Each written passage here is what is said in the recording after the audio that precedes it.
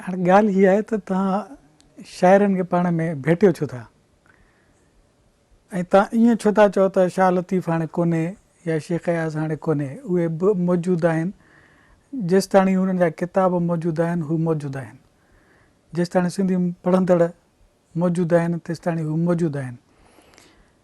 शाह लतीफ़ वॾो शाइर हुयो आहे, पर रुॻो शाह लतीफ़ छो, शाह लतीफ़ जा जेके कंटेम्पररी शाइर आहिनि उहे बि ओतिरा वॾा शाइर आहिनि, उन्हनि जो बि डिक्शन उहो ई आहे, उन्हनि जा बि जूं बि तशबीहूं ऐं इस्तारा साॻिया ई आहिनि।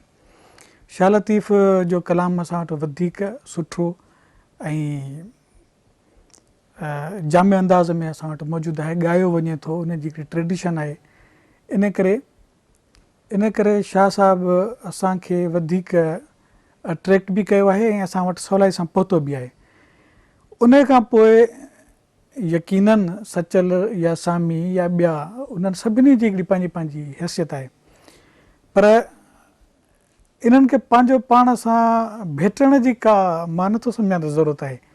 शेख अयाज़ हिन ज़माने जो शाइर, हिन ज़माने जे हिसाब सां पंहिंजा इस्तारा, पंहिंजियूं तशबीहूं, पंहिंजी इमेज मेकिंग उहा हिन ज़माने में कई, त उनखे उन नज़र सां ॾिसणु खपे ऐं हुन छा कमाल जो वज़न बहर इस्तेमालु कयो आहे, छा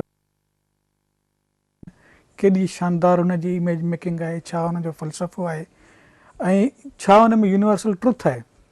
इहे कंहिं बि सुठी पोइट्री जा, कंहिं सुठे पोइट जा हिकिड़ा ओञाण थियनि था ऐं जिन में हर मीटर में, हर हिसाब में, हर नज़रिए फ़लसफ़े में शेख अयाज़ बिल्कुलु तमामु उताईअ ते बीठो आहे। ॿिया शाइर पंहिंजे पंहिंजे हिसाब सां सुठा आहिनि। तनवीर जो नालो खणंदव, तव्हां शमशेर हैदरी जो नालो खणंदव, इमदाद हुसैनी जो नालो खणंदव, नियाज़ हमायूनी जो नालो खणंदव, ताजल जी पंहिंजी हैसियत आहे, हर को पंहिंजे पंहिंजे हिसाब सां ठीकु आहे। कंहिंखे बि कंहिंसां भेटण जी मां नथो सम्झां त का ज़रूरत आहे, पर ज़ाती तौर ते मां इहो चवंदुसि त मूंखे अयाज़ तमामु वज़नाइतो शाइर महसूसु थींदो आहे ऐं हू घणो अरसो असरु छॾींदो।